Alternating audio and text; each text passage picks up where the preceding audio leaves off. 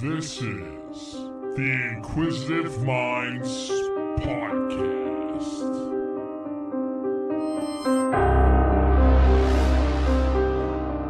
Hey, thank you for tuning in to the Inquisitive Minds Podcast. I'm your host, Johnny Smith. With me today, we have a returning guest who was a former police officer, founder of the Bomb Squad, an author, and a paranormal investigator, among other things. His newest book, The Devil's Dozen, is available now. Welcome back to the program, Ed Kelemen.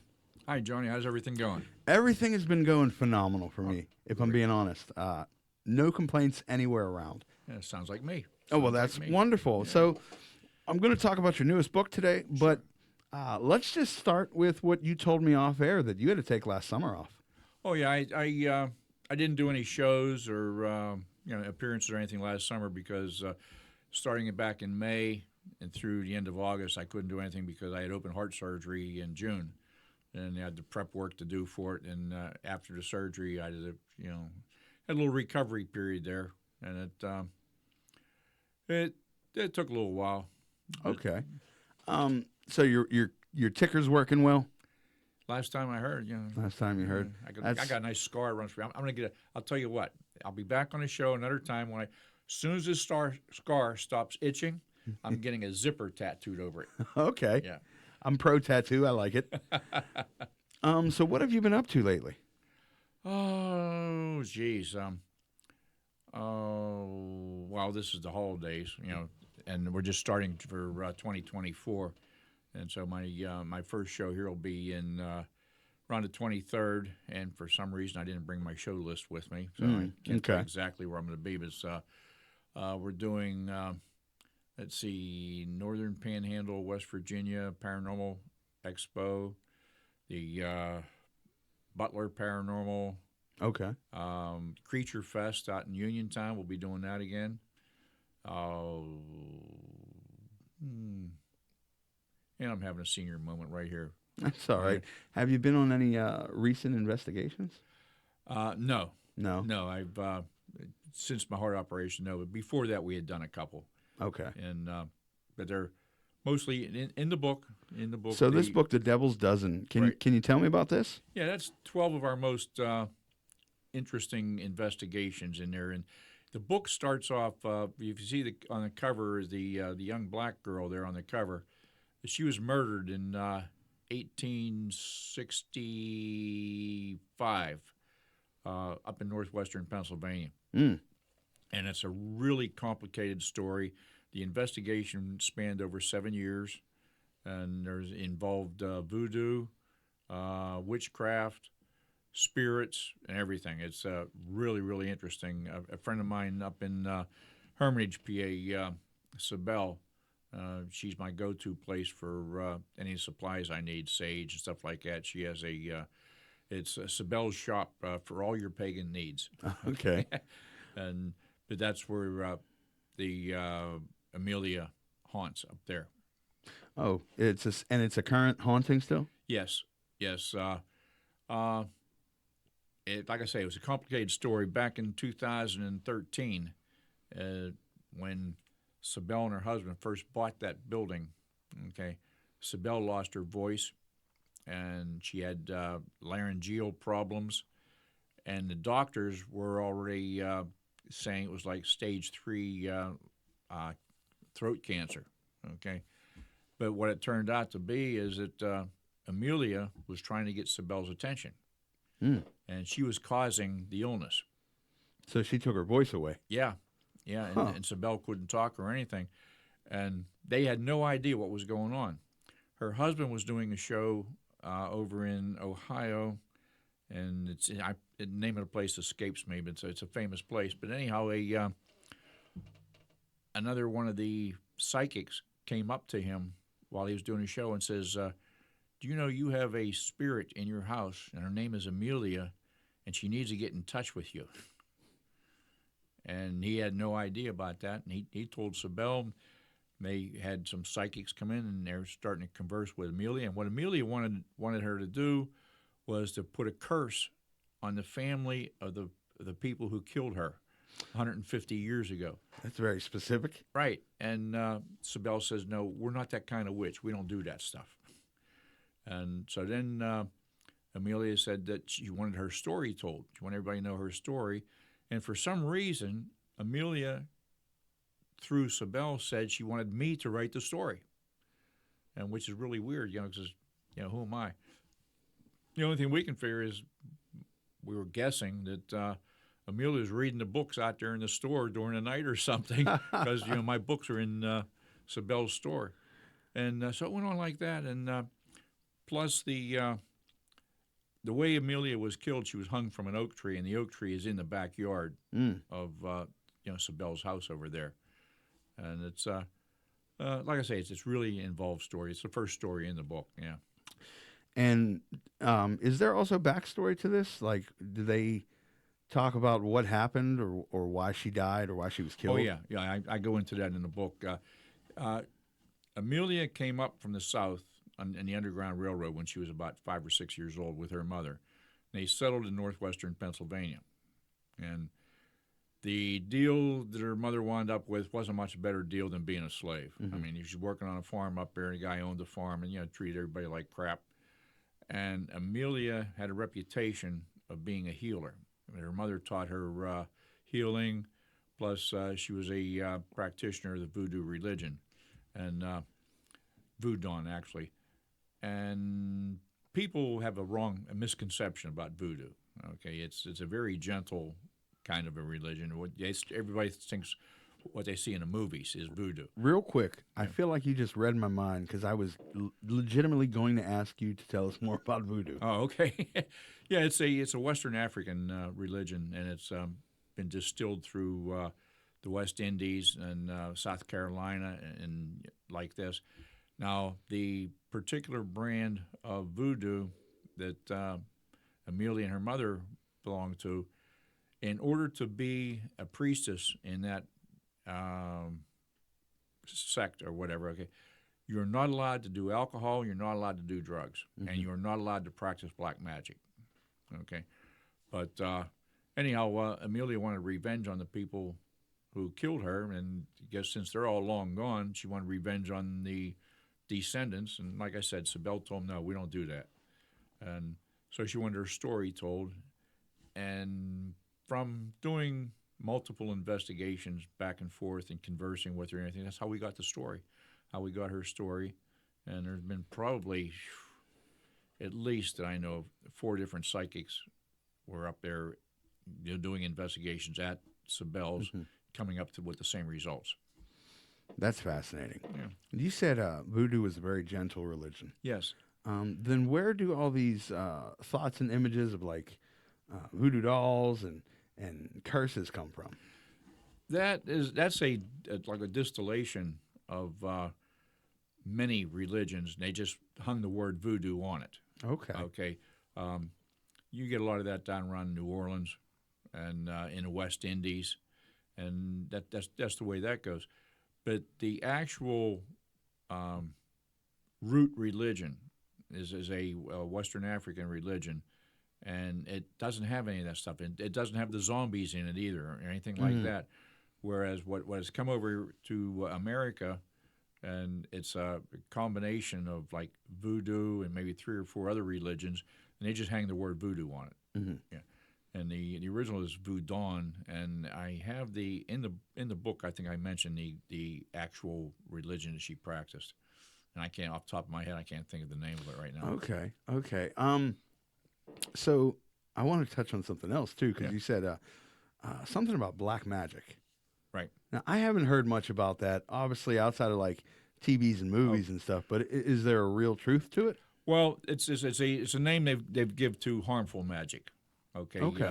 It's like white magic, that'd be considered like healing and love potions and friendship potions, stuff like that.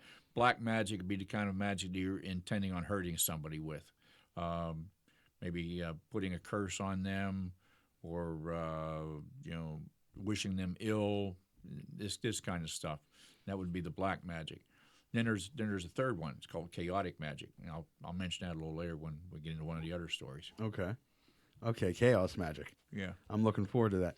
This black magic and white magic stuff and curses, like, what is the difference between someone who knows what they're doing and just a normal person? Because a lot of people say, "Oh, I'll curse Okay. you" or whatever. What is the difference that makes it effective? Okay, yeah.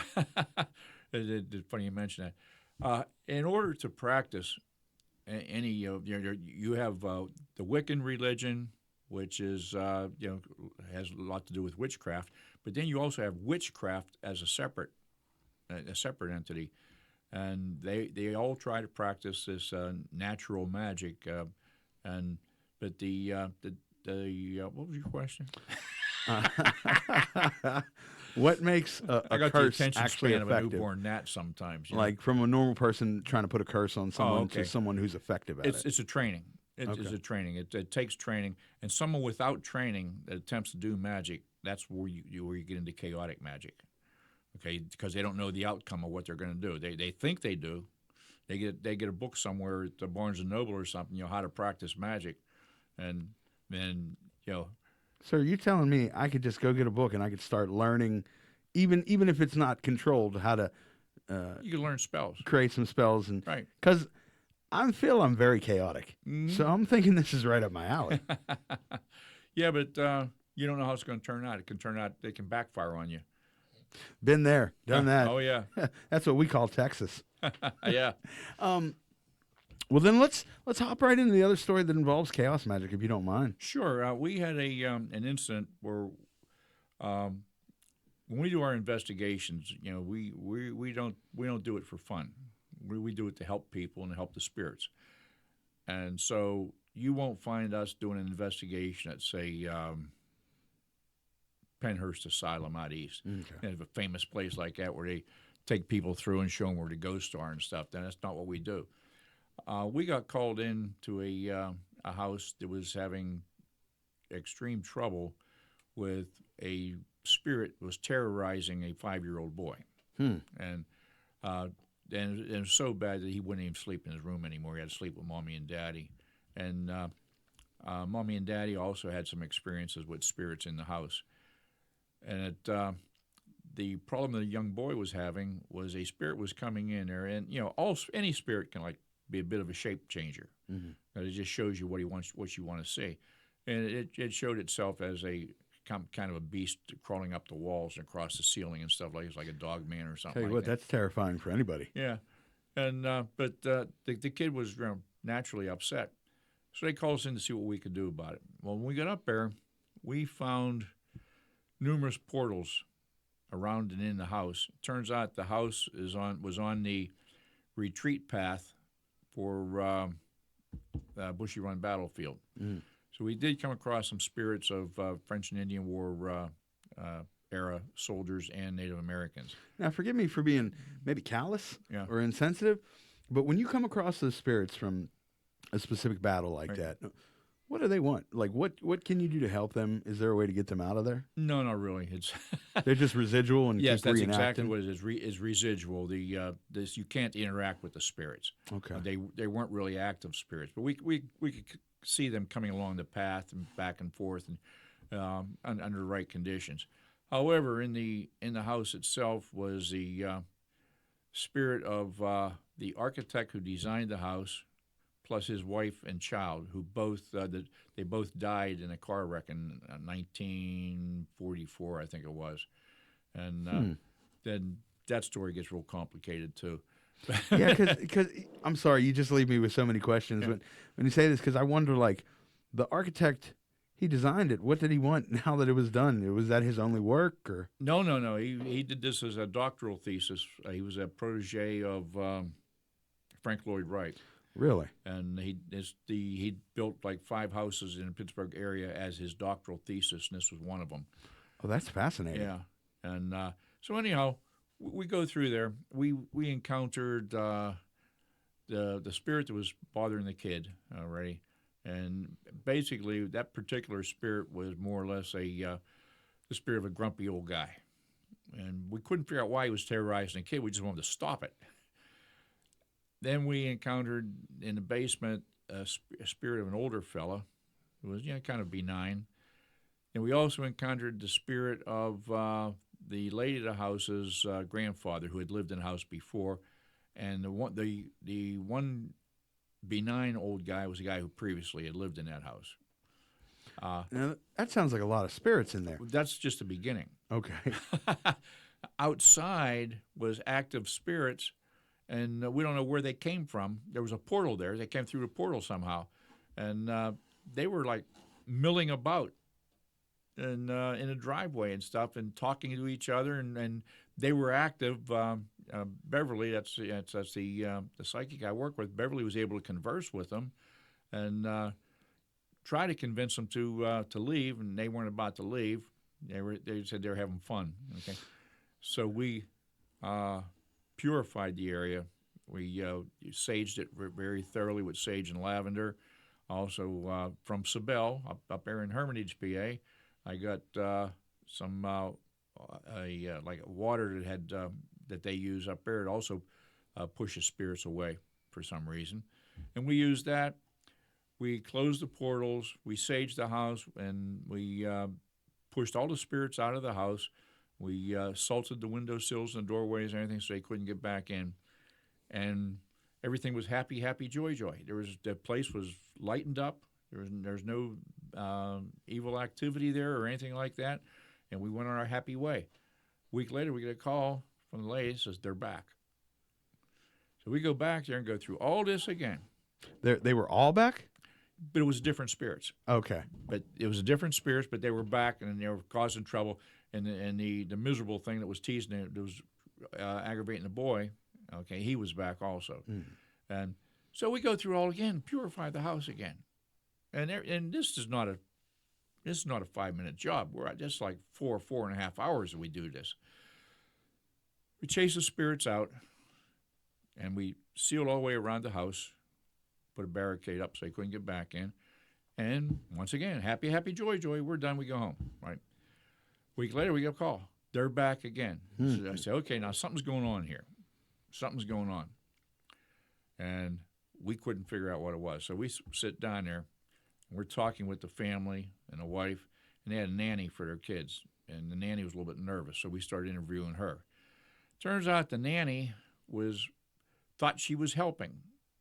She had a book on casting spells or something like that for to help remove the spirits or whatever. I don't know what she was doing. Okay, she had a book on spells, and she was casting spells, and she had no training whatsoever. And she said, well, she belonged to a witch's coven when she was in high school. And you know how that goes. Yeah. So that could have been a couple of my ex-wives, but that's okay. They were witches. But the spell she was casting, she like cast a spell to close a portal, and it would open a portal. And she cast a spell to banish spirits, and it would invite them. That's what we meant by chaotic magic. She would cast a spell, and not have no idea what was going on. Yeah, it would just backfire on her, and it'd be almost like a cartoon thing, except it was serious business because the kids were involved. So we got her to, and then she had trouble at her house. The nanny? The nanny had trouble at her house. So what we did is we cleared the house with the children in. Then we went to the nanny's place, and which was it was a mobile home. And I'm not kidding you. This is probably the neatest, cleanest mobile home I've ever seen. Everything was perfect in there. I did not expect you to say that. Yep. I didn't expect to encounter that when I walked in either. And it was unbelievable. But I called in. Sabel came, and Marita came. Marita is from the South Hills area. She's also a witch, because I figured this is starting to get beyond our capabilities. And myself, and then Beverly wouldn't come because she was mad she was lied to, so she wouldn't come. Okay. And myself and another member of our group. So we get down there, we found 14 open portals in her mobile home. In the babysitter's mobile home. The nanny. The nanny's mobile home. Huh. We had to close all these, and we told her, so we're going to do this on one condition, that you agree to be bound that you cannot practice magic. And she agreed to that. So we cleared it out, and we then Sabel and Marita cast a spell on her that meant she could not practice any kind of magic anymore. Oh, boy. Okay, and it took 2 days to work that spell. Yeah? Yeah. So her house was cleaned out. The other place was cleaned out, and we told them we don't charge for anything we do. We don't charge for it. But we told them, so we have to come back. It's going to be $1,000. We just don't want to deal with this anymore. And so what we did was, Sibel and Marita cast that spell to bind her so she couldn't practice any kind of magic ever again. Was she hard to convince to stop, or? Not at that point. Okay. However, about 3 days later, she calls Sibel and says, "I want to be unbound. I want." And I told Sibel, just tell her she's unbound. Don't unbind her, but just tell her she's unbound. Let her go do her thing. Now, there were so many spirits in that house you were talking about. I was curious, like, when one spirit enters a house or starts staying there, does that make it easier for other spirits to come there, or does it not matter? It doesn't really matter because when a portal opens, to the other side and spirits start coming through there, you don't know who's coming through. They come through one, you can get 5, you can get a dozen, whatever, and the idea is you get that portal closed so that they can't get through. Mm-hmm. And these are usually like random spirits. It'd be like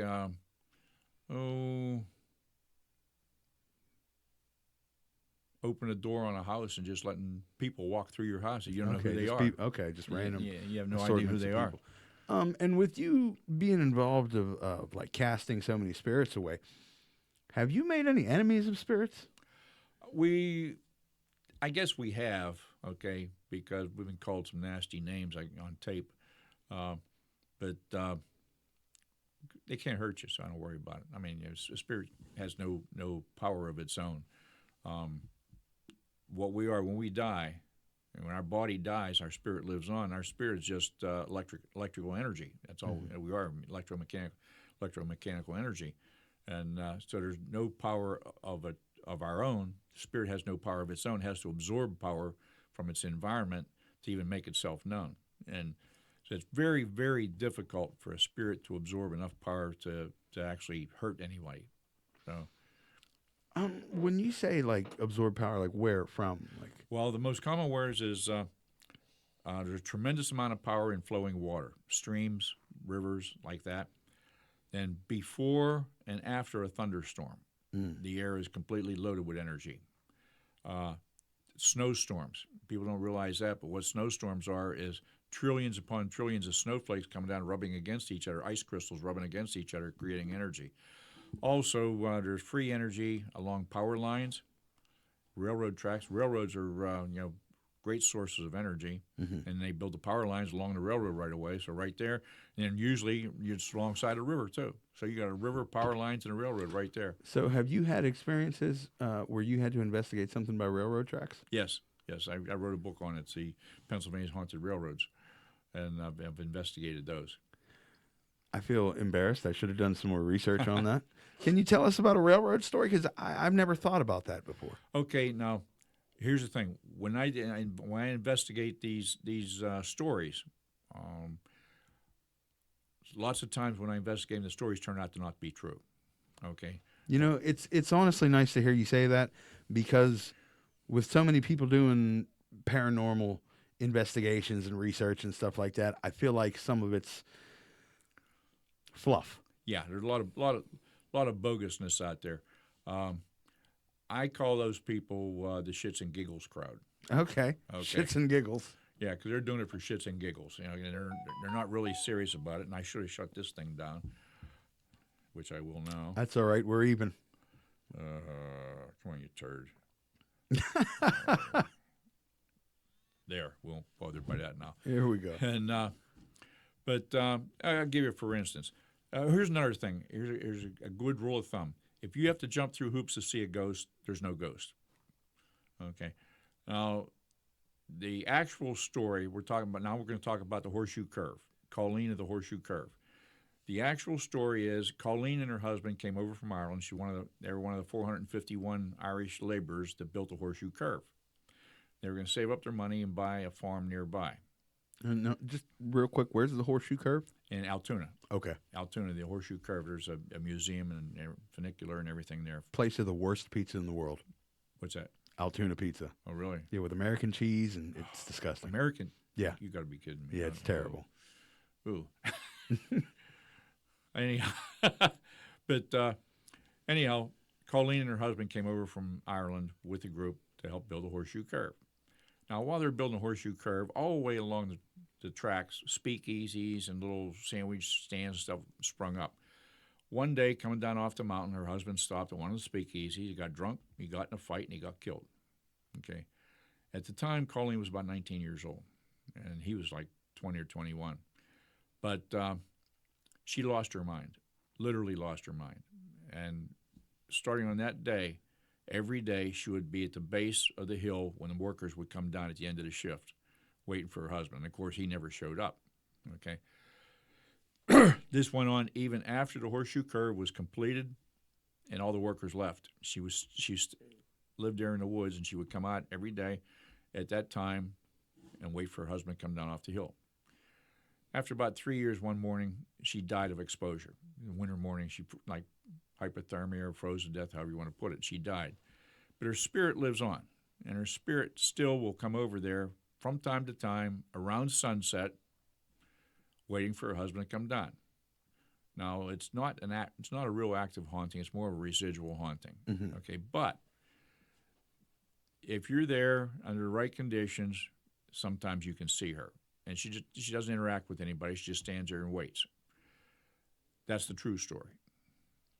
The story that's told now is if you drive up there with your car 10 minutes before 12, I don't know why it's 10 minutes before 12. It should have been midnight, but 10 minutes before 12. Yeah, if you're going to make a good story, give it a good detail. Right. But 10 minutes before 12, flash your headlights 3 times and honk your horns 3 times, she'll appear. No, she won't. No, she won't. Okay. And that's why I tell people, yeah, that's a bogus story. There's another one. That's like a fun story for teenagers. That's who mainly comes up with these stories. It's like Livermore Cemetery. You know, I'll tell anybody who'll listen, there's no zombies in Livermore Cemetery. I never even heard of that one. And the cemetery wasn't even in the movie, Night of the Living Dead. Okay. At the beginning of the movie, you see the sign that says Livermore Cemetery. Okay. They took that sign down from Livermore Cemetery, transported it up to the North Hills, and put it up there for the beginning of the movie, then took it back. And Livermore Cemetery is like at least 80 miles away from there. Okay. But people saw the sign Livermore, and, oh, that's got to be Livermore Cemetery. And so they go up there and have drinking parties and stuff like that around the graves. And claim you could see zombies. Yeah, and there's no zombies there. Other story about that area, a lot of these stories, they feed on each other. Supposedly in the 1800s, a witch in the town of Livermore was hung for being a witch. Okay? Now, I researched this like crazy. There was never a witch executed in the town of Livermore because the witch cursed the town to be destroyed by water. And it's sitting there right on the Pennsylvania Canal at the Conemaugh River there. It was Conemaugh or Kiski. Anyhow, one of those rivers. And in 1948, the Army Corps of Engineers built a dam there and flooded out the town. Oh. And so it was destroyed by water. Yeah. Okay, well, the stories about the witch didn't start. The earliest reference I can find is 1952, which is 4 years after they'd already, Oh, it's already been put underwater. Okay. And another thing is that they say that you can see the town of Livermore under the water. Well, they bulldozed it first. Oh, So, well, then there you go. It's going to be difficult to see the town. But now here is a cool thing there. There are rails of trails there. In the morning mist on rails of trails, sometimes you can go there and you can actually see the rooftops of the town in the mist. Which that would be a residual haunting. That would not be an active haunting. But I've been up there numerous times, and it's like I say, there's no zombies in Livermore Cemetery. Have you been in an experience where you thought it was a residual haunting, but it turned out to be more? No. No. Okay. Not that I can think of offhand. There has been I have encountered like at the Geyer Theater in Scottsdale. Okay. Okay, there was a spirit of an old couple back in the corner. It looked like a residual haunting, but they actually were active, and Beverly was able to communicate with them, and basically what they wanted was us out of the theater. That sounds like an ongoing theme for a lot of spirits. Is there other spirits that just want more than that? Like outside of the lady who wanted revenge for a killing, it seems like most spirits just want you out of what they perceive as their property. Well, yeah, it's we've done investigations. People call saying, "Hey, we got a ghost in our house. What can you do about it?" Well, we'll come down. We'll take a look, right? And more than once, we've told people, "Sorry, they were here first." Okay. They didn't move into your house. You moved into their house. You have to figure out how to coexist with them. They're not dangerous or anything like that. They just want to be left alone. There's two things that the spirits when they're in a house, active spirits are in a house. One of the things they do not like is remodeling. Mm-hmm. And you start remodeling, you might get some activity there with things turning up missing and stuff like that. And they don't like being interfered with. They want to do their own thing. And like if you had an older couple that are haunting, say, one room in a house, and you decide that room's going to be your nursery, that's going to upset them because they're going to have to listen to some kid crying when they're trying to do some spiritual relaxation. Yeah. Yeah. I have a question for you. You done any exploring of like abandoned towns or ghost towns? Let's see. One, and once again, it's a bogus story. Mm-hmm. Okay. The town of Crum out in past Wimber, PA, out Route 56 between Wimber and it's in the woods between Wimber and Bedford. Okay. Okay. Another one of these witch stories. Okay. A young girl was practicing, she was doing healing. She was being a healer, helping people out, stuff like that. And she learned this with Native Americans. And she wasn't doing witchcraft healing or, laying hands on, but she learned the different weeds, flowers, and stuff like that to cure different things. She was helping people that way. So naturally, people figured she was a witch. And this is the story. There's a cemetery. There's a very small cemetery. It's still there in Crum. They hung her, a mob came down and got her. And they hung her outside the cemetery because the cemetery was blessed. They didn't want to hang a witch in a blessed cemetery, so they hung her outside the cemetery. Yeah. So they were still upset. So they went down to the town of Crum, and they went to her house where she came from, and they burnt down the house. They were still upset, so they burnt down the rest of the town. Okay? And supposedly, if you go to the cemetery, the Crum Cemetery, you can see her walking through the trees outside the boundaries of the cemetery. Okay? Totally, 100%, completely bogus story. Okay. That's unfortunate, but Yeah. okay. There was never anybody, and I forget what her name was, but there's never anybody in the town of Crum by that name, no family by that name. The actual story is there's a, Wimber, PA, okay? There was a big mining company called Wind, which is Wimber spelled backwards. That company bought the town of Crum, I think 1914 or 1915, bought the entire town, paid people fair market value for their houses and everything, gave them the option that if they wanted to, they could dismantle their house and take it with them somewhere else. The reason they bought the town is there was a clear water stream through the town, and they wanted that water for its aquifer for the town of Wimber. And Okay. to feed a reservoir. And they gave them a certain amount of time if they wanted to dismantle their houses and take them with them or whatever.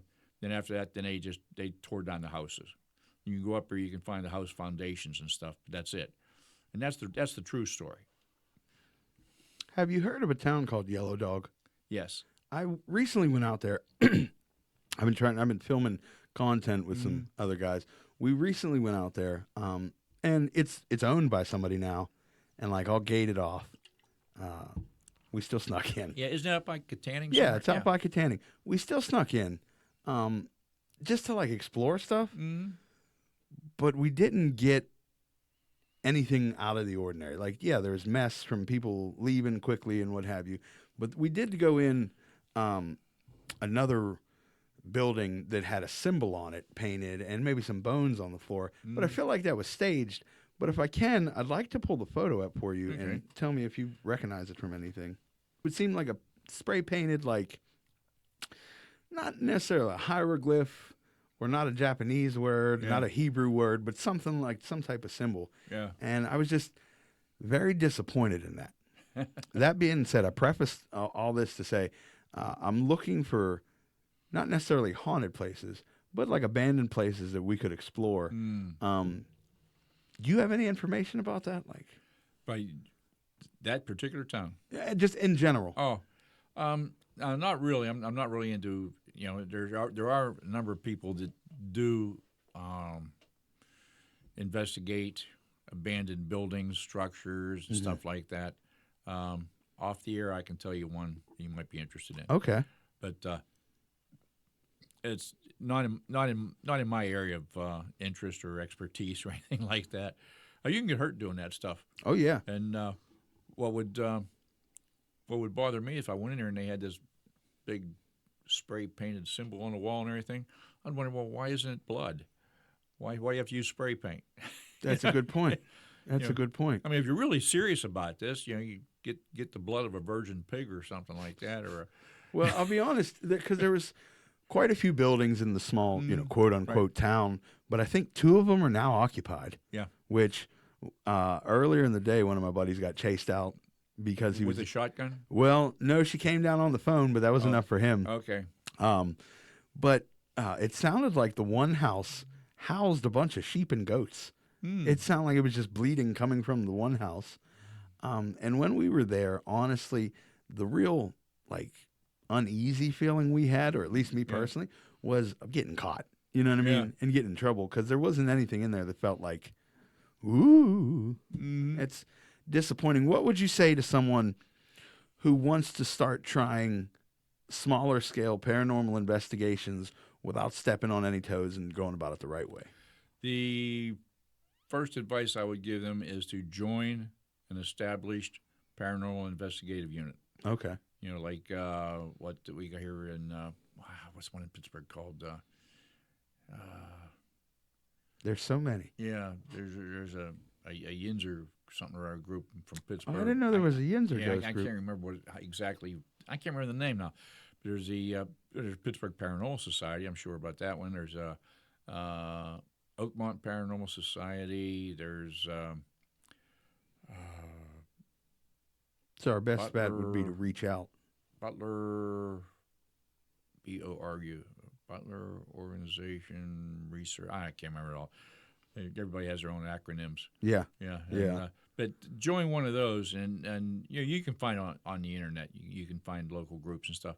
Join one of them and learn that way. Learn from people who are more experienced who have experience doing this. And just do it that way. Read up what you can. Ignore what you see on TV. Yeah, TV's a bunch of mess. Yeah, the every TV paranormal show except one, where the group was invented for the show. The only investigative group that actually had a name before the TV show was TAPS, the Atlantic Paranormal Society. Okay. Every other one of the shows, the groups were created for the show. They created the groups for the show. Oh, well, that takes quite a bit of legitimacy out of it. Yeah. And the fact that you got to watch an hour of TV show to see 3 seconds of scare. Ooh. Oh yeah, and there's one show I won't mention Zach's name, but he gets a lot of hate. He's like the Chris Angel of paranormal investigators. Every week he encounters demons. And he screams at him. Yep. Screams at him to hit me, and then something happens, and he's terrified. Right. He's like, "Come on, you think you're back there? Oh, what was that?" Yeah, exactly. Now, I've been doing this for like 30 years. I have not yet encountered a demon. Mm-hmm. They're not that common. I'm glad you brought that up, because a couple weeks ago I had on a pastor who talked a lot about demons, like having shadow people and things. So you've never come across a demon? Nope. I've come from shadow people. I got videos of shadow people. I mean, I I got videos of stick people. I got videos of apparitions. But, these are all spirits that at one time or another were human beings. Okay. Okay? Demons were never human. Mm-hmm. Demons are a creation that's separate from humans, and they're evil. Okay? And that's what I understand. Now, like I say, I've been doing this for 30 years. I have not yet encountered a bona fide demon. I know what to do if I do encounter one. You know what I do? I leave. I leave quickly, and I will say some prayers, and I will call someone who knows what they're doing about it. And I know a couple Native American shamans. That'd be my go-to people. Okay, to deal with that. Mm-hmm. He said a lot about like just using the power of Jesus and whatnot. And I think at one point he mentioned putting them on trial, saying something to the effect of, through Jesus they couldn't lie or something. And it was interesting. And then when I asked him about spirits, if he believed in spirits at all, he said no, that they were no such thing as spirits. They were all just demonic entities. And I'm not here to argue. Yeah. I just thought that was a fascinating take, and I wanted to know your opinion on that. Well, everybody's entitled to their own beliefs. Everybody's entitled to their own beliefs and their own belief systems. Some of the wonderings I have about that is if you ever see the vampire movies. So I've seen some vampire movies. You hold up a crucifix and the vampire. Oh, what if the vampire's Jewish? That's a good point. What if he's of a Muslim background? You hold up a crescent moon, or if he's Jewish, you hold up a menorah. I mean, this I think this devolves into folklore. A lot of this devolves into folklore, and I've wondered about that. And demons, like I say, it's outside my area of expertise, and if I encounter one, I'm out of there. That's a fair answer. I can appreciate the honesty, because if I came across an actual demon, I'm pretty sure I'd be out of there too. Any situations where you guys got called in for like something that was a potential cryptid, but it turned out to be a spirit, or vice versa? No, but I will tell you, a little experience that I did have. I was up in Indiana, PA, Lucerne Mines, little town up there, riding down the road, and this thing crosses the road in front of me. And I said, "Holy guacamole, what is that?" And I said, it's a mountain lion. I saw a mountain lion. That's one of these big cats everybody's talking about. But there's something the matter with that cat. Okay, there's something not quite right. So I go back home, get on the computer, and I got to get this cat thing, figure out what this thing is that I saw. This was some kind of really evil monster or something that I saw, and I thought it was either a big mountain lion or what. Turned out, a little bit of research, it was a fisher. What's a fisher? A fisher cat, they call them. People have brought these things down. They've trapped them and brought them into Pennsylvania, illegally trapped them and brought them into Pennsylvania and turned them loose in Pennsylvania to see if they can control the coyote population with them, because they like coyotes. They like to eat them. Mm-hmm. Now, a fisher is, it's got a head full of teeth, and it's kind of long, but the difference between it that gives it away, it has little short legs. It doesn't have long legs like a cat would have. Okay. And they're just kind of hard to describe, without showing a picture of it. Yeah, yeah. But they're a predatory animal up there, and these people brought them into Pennsylvania. And I hope they didn't bring in any. They're doing much breeding, okay? Because when they run out of coyotes to eat, what tastes as good as a coyote? A pet dog. Okay, yeah. And cats. Yeah. So that'll be and people make mistakes like that. And the other one was one day. This goes back 7 or 8 years at least. I was riding on a little road called Mulligan Hill Road. It's completely wooded on both sides. And a bird came out of the one wood.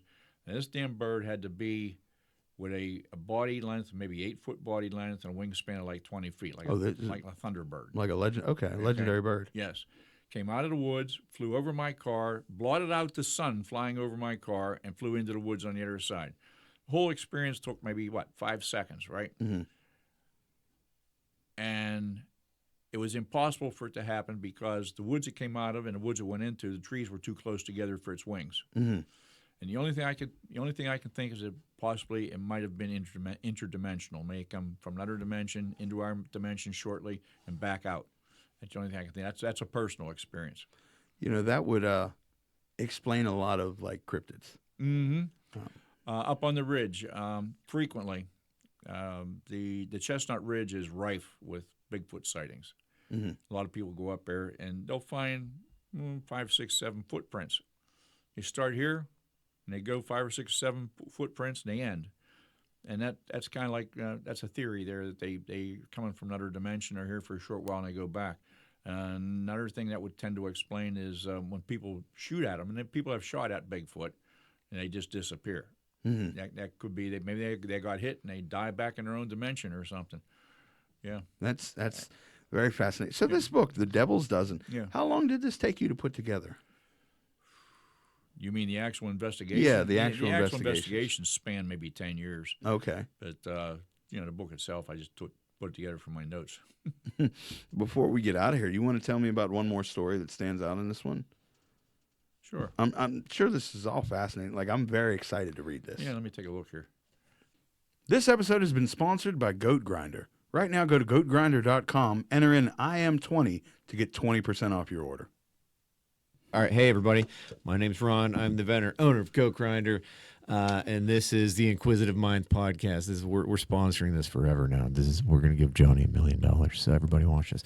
No, I'm kidding. Anyways, so it's grinder, sifter in a mason jar. It's this is your pressure band, keeps it all together. It's your top grinder, bottom grinder. When you're ready to grind up, slip it on there, give it a snug, throw in I don't know whatever you want, and then. Off center post, you don't smash everything in the middle, and then all your junk will fall into this handy dandy sifter, and then everything else will fall in here. I use it to make relish. So what happens is when I grind up all you get all your pickle stuff in here, but then you don't have to have a fucking juicy hot dog. You dump out that extra sauce. And they do fit on larger regular mouth mason jars. I would sell them for $75. Someday I'll raise the price, but for now they're $75. I started out at $90, and then I came down. I should have stayed at fucking $90. I don't know why I'm giving everybody a break. It's in the book. Okay, it was very truncated investigation. I'm minding my own business, sitting home at my computer, and I hear. I said, oh, man, something followed me home from the last investigation. So I said, okay, here's how we're going to do this. 1 knock means yes, 2 knocks means no. You got that? So you're right into it. Yeah. I love it. Yeah. So I said, 1 knock means yes, 2 knocks mean no. You got that? I said, don't mess with me. I says, one or 2. Now, I'm conversing with this spirit. And I'm asking questions, I'm getting answers.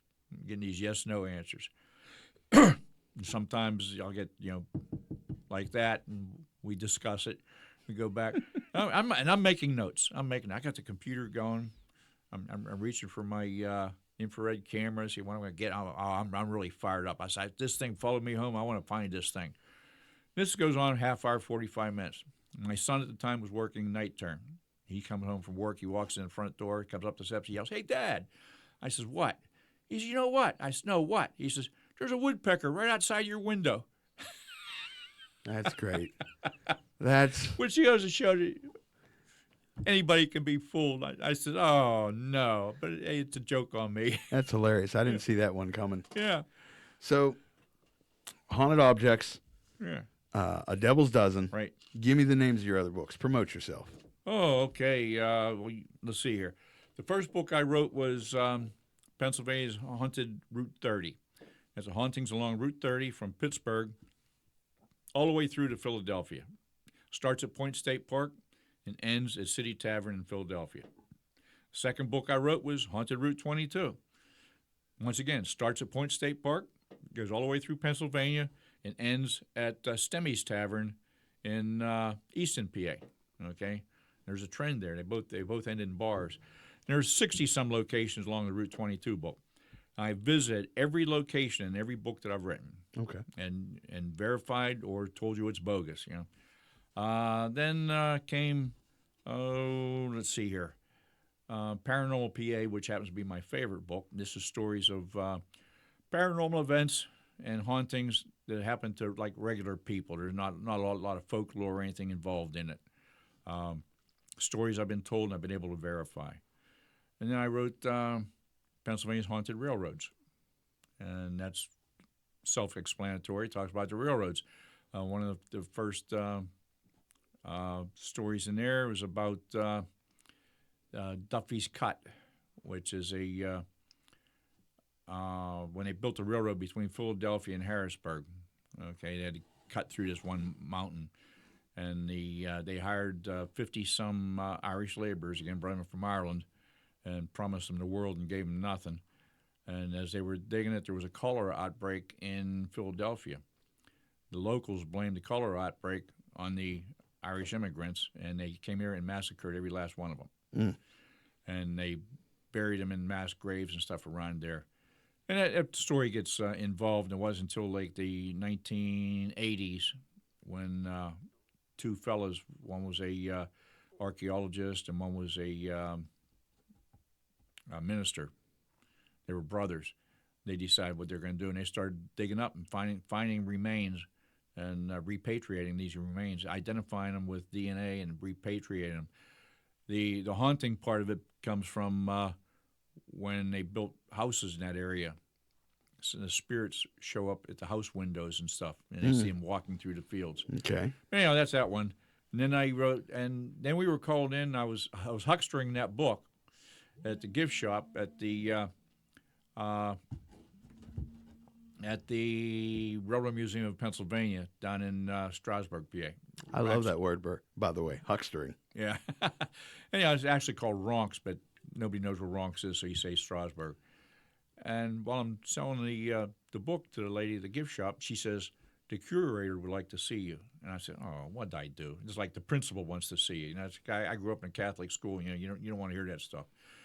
So I go to the curator, and the curator says, we've been having some paranormal activity here. Would you be interested in investigating it? We're having problems. And I said, well, what's your problems?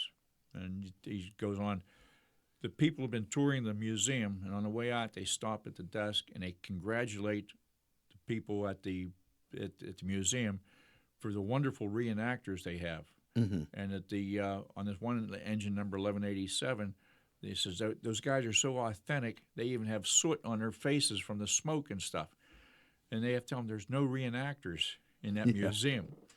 So I says, yeah, I think we could do that. And that's why I said outside. Inside, I'm going, yes. And so far, we've done 7 investigations there. We're still scratching the surface. Wow. We guesstimate like 10,000 spirits there, but all but about 3 or 4 are what we call residual hauntings. That's incredible, though. That's a lot. Mm-hmm. Well, you got people coming off and getting on trains and stuff like that, and it's just what happens. So anyhow, I wrote a book just about that place. Yeah, Beverly and I wrote a book about that place. And then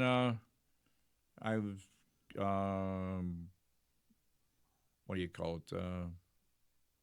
I noticed certain objects that have spirits attached to them. So I wrote a book called Haunted Objects Throughout Pennsylvania. You know, when spirits attach themselves to, like we have, for instance, a hobby horse, a spirit, attached to a hobby horse, and like that. Yeah, so I got that, and then I wrote about Pennsylvania's churches and cemeteries. Churches and cemeteries are prime candidates for hauntings. Funny thing is, I say a conflicting statement. Most cemeteries are not haunted, and all cemeteries are haunted. Okay. Okay. When we talk about intelligent hauntings, very, very, very rare to have something like that in a cemetery. Residual hauntings, yeah, they're rife with residual hauntings, but there's no spirits you can interact with for the most part in cemeteries because a spirit tends to haunt a place that's important to them, important in their life. And a cemetery is a place of repose. They just go there, that's the end. Now, when you do investigations at a church, I'm assuming you're working with the religious leader, the pastor, the preacher. Are they more or less skeptical than you would say a normal person? They're probably less skeptical than your everyday person, but they won't admit it. Okay. Okay. They don't want to get a weird reputation. I mean, that's fair. Yeah, that's fair. I mean, Mike talked about it. With the base of the religion, we believe a guy died, came back 3 days later. So why wouldn't they believe more of this stuff? I'm just curious to know, in your conversations with these pastors, have they been more of a one-time thing, or is it they've seen entities and spirits for quite some time? It's about 70-30, but 70% is like a one-time thing. Maybe 30% is that they've interacted with the spirits before. And I'm not very conversant with the Bible, although I know the common stories of the Bible, Lazarus and yeah, the Cliff Notes. Yeah. I was raised Catholic. Catholics don't read the Bible. Let the priest do it for us. Another thing I thought about was every time I hear someone talk about spirits, I don't really ever remember hearing that of like a child, like a small child or a baby. Yes. Oh, yes. Yeah? A small child haunts the Erie Brewery up in Erie, PA, Erie Brewery. So much so that in 1932-33, family was coming through to catch the train at the Pennsylvania train station. The trains were up on the second floor of the train station. And they're running up the steps, and father's carrying a suitcase, and mother's in front and the kid's in behind. Father turns around to make sure the kid's keeping up and hit her with the suitcase. She fell down the steps and died. Okay? And her spirit haunts the place.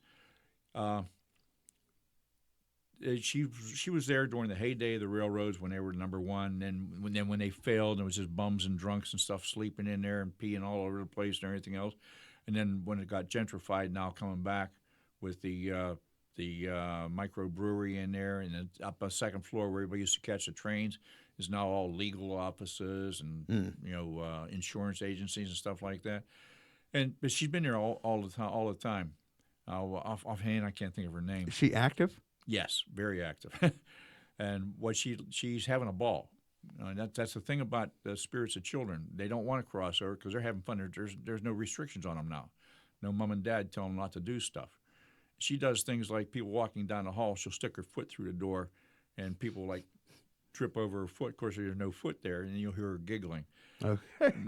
Another thing she does is the brewery put a very upscale restaurant down on the first floor.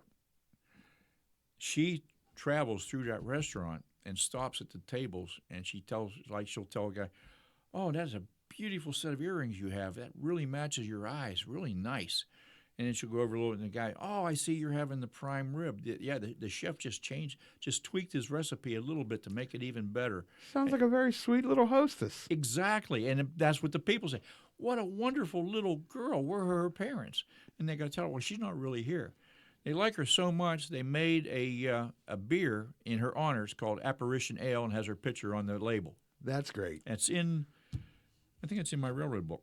Yeah. Okay. Yeah. That's great. Now, Ed, before we get out of here, I always like to ask my guests for a piece of advice to the listeners out there. It doesn't have to be about writing. It doesn't have to be about paranormal. It can be about anything. But what piece of advice would you give to a listener?